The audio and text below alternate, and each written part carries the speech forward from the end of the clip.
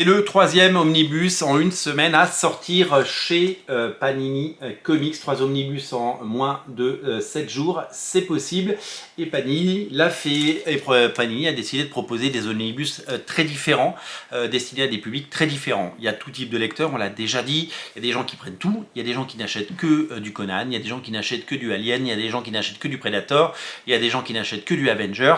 Il en faut pour tous les goûts. Et c'est la richesse des comics, c'est qu'il y en a vraiment pour tout le monde. Après la sortie de Ultimates et après la sortie de Predator volume 1, voici le second tome de Savage Sword of Conan. Et oui, Savage Sword of Conan, magnifique objet, magnifique omnibus. Il fait suite aux 3 omnibus déjà sortis, le Conan le Barbare, Barker Busiek et Cary Nord, le King Conan, et donc voici donc le deuxième tome de Savage Sword of Conan qui reprend les épisodes 13 à 28 de la série Savage Sword of Conan, avec des noms que vous connaissez peut-être: Roy Thomas, John Buscema, Neil Adams et Jill Kane.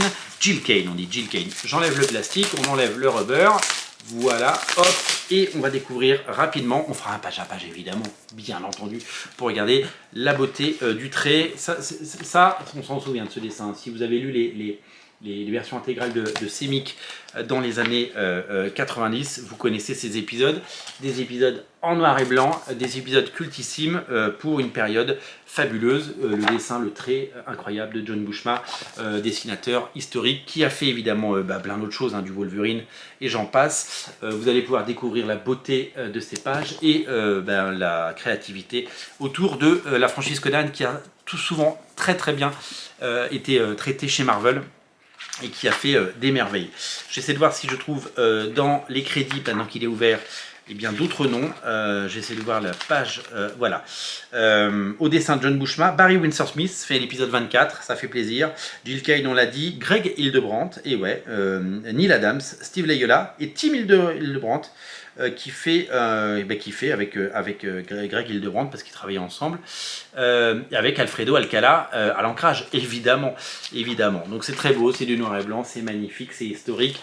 Conan, c'est une histoire d'amour en France, vous le savez, c'est sorti dans toutes les éditions quasiment. C'est vraiment quelque chose qui a existé beaucoup, massivement. C'est quelque chose qui a véritablement été plébiscité à travers tous les âges, toutes les époques, chez tous les éditeurs.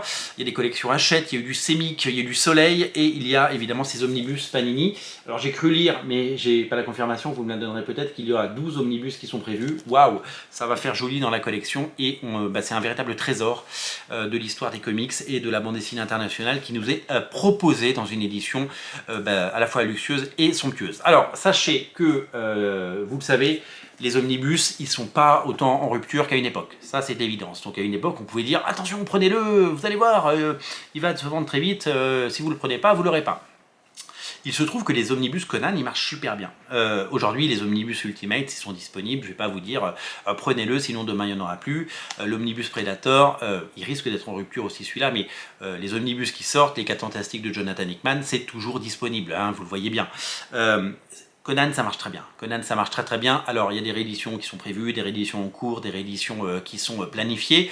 Mais si vous voulez Conan avant Noël, ne tardez pas trop, parce que c'est véritablement quelque chose d'assez étonnant au niveau éditorial et au niveau commercial. C'est un véritable plébiscite, un véritable phénomène. Voilà. C'est à retrouver en lien en descriptif de la vidéo. Si vous le prenez sur Original Comics, qui est un libraire indépendant, vous faites vivre un libraire indépendant en économie circulaire et vertueuse qui paye ses impôts en France, et vous faites travailler un commerce de proximité. Nos emplettes sont nos emplois, vous connaissez tout ça. Si vous n'avez pas de libraire à côté de chez vous, on vous livre gratuitement partout en France. Si vous avez un libraire à côté de chez vous, prenez-le chez votre libraire indépendant, on ne vous en voudra pas. Je vous invite évidemment à lire cet ouvrage. On fera un page à page très vite, parce que j'ai très envie de vous montrer les pages et j'ai très envie de les découvrir. Je l'ai ouvert devant vous, voyez, j'ai vu quelques pages, je suis déjà sous le charme. C'est magnifique. Je vous mets également en lien le compte Tipeee de la chaîne Radio Comics.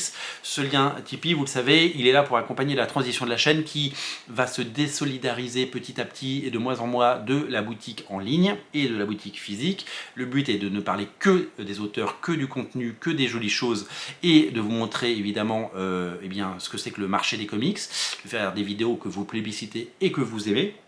Et donc, voilà, si vous voulez soutenir la création et si vous voulez soutenir évidemment la chaîne, le compte Tipeee est là pour ça. Je vous remercie d'avance, le lien est en descriptif de la vidéo. Salut!